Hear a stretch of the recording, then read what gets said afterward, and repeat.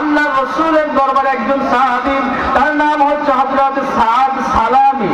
এই সাদ সালামী এসে ডেকে বলতেছে, ইয়া রাসূলুল্লাহ, ইয়া হাবিবাল্লাহ, আপনাকে দেখলে আমার বিভিন্ন কথা মনে হয়, আমি আমার চোখের পানি রাখতে পারি না।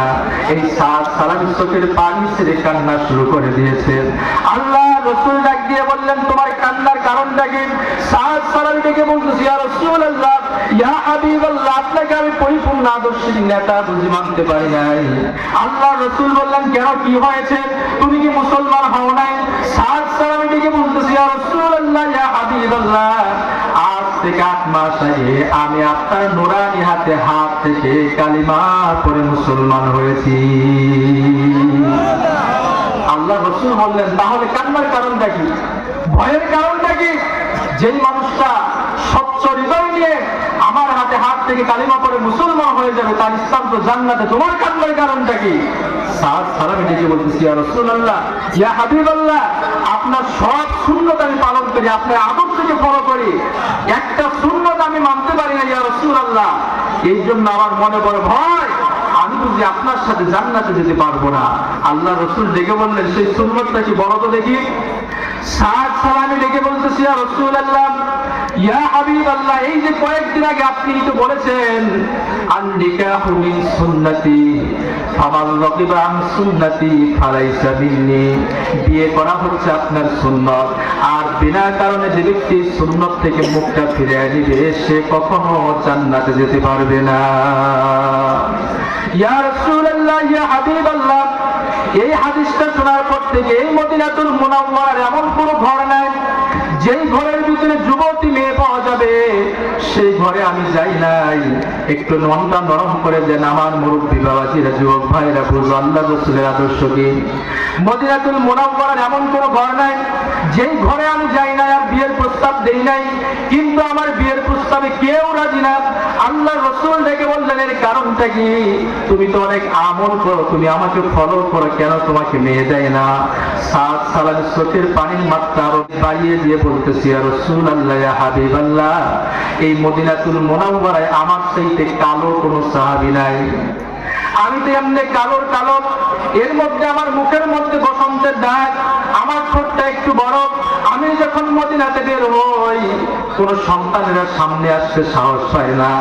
অবস্থাতে এমন হয়েছে, এই মদিনাতুল মুনাওয়ারার কোন মায়ের সন্তানেরা যদি বেশি বিরক্ত করে, ওই সন্তানের দিকে তাকায় মা বলে, ওই যে সাদ সালামী আসতেছে।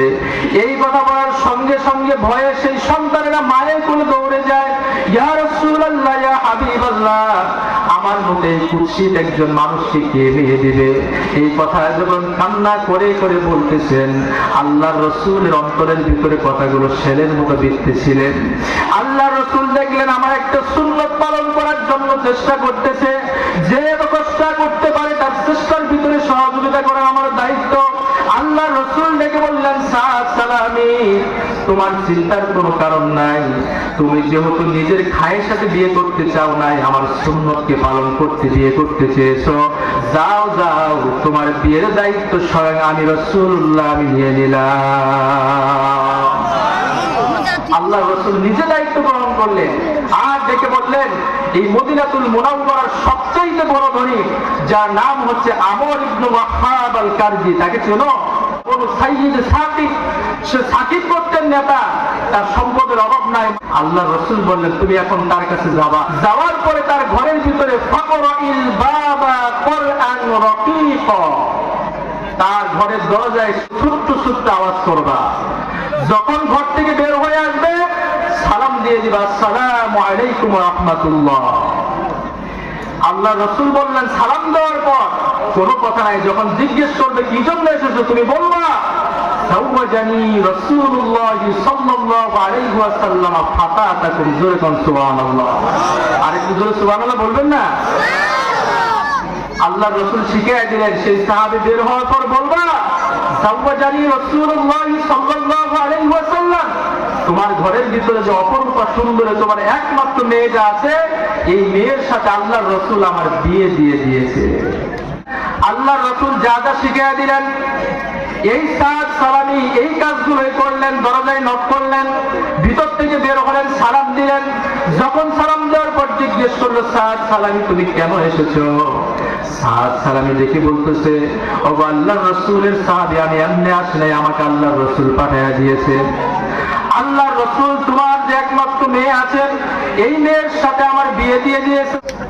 এইবার আমর ইবনে ওয়াক্কাব আল-কারজি তাকায় দেখে, হায়রে, কোথায় আমার মেয়ে? মদিনাতুল মুনাওয়ারার শ্রেষ্ঠ ধনীর একমাত্র কন্যা, এত সুন্দরী, আর কোথায় এই সাদ সালামি এমনি কালো, তার ভিতরে মুখে বসন্তের দাগ। হাদিসের ভিতরে এসেছে, ফারুত্তু ঘুরাতান কবিহা, তার আত্মীয় স্বজন বন্ধু বান্ধবকে ডেকে সাদ সালামির সাথে খারাপ আচরণ করেছে। কোন বর্ণনায় এসেছে তাকে কিছু মারও দিয়েছে।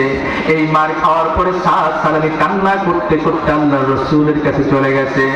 এই সাদ সালামিকে মারার পরে আমর ইবনে ওয়াক্কাব আল-কারজি যখন ঘরে প্রবেশ করবেন, ঘরে প্রবেশ করার পর এইবার দরজাটা যখন খুলেছেন, দরজা খোলার সঙ্গে সঙ্গে দেখতেছে তার একমাত্র কন্যা দু হাত তুলে ডাক দিয়ে বলতেছে, ইয়া আবাতা আন্নাজাত আন্নাজাত আন্নাজাত।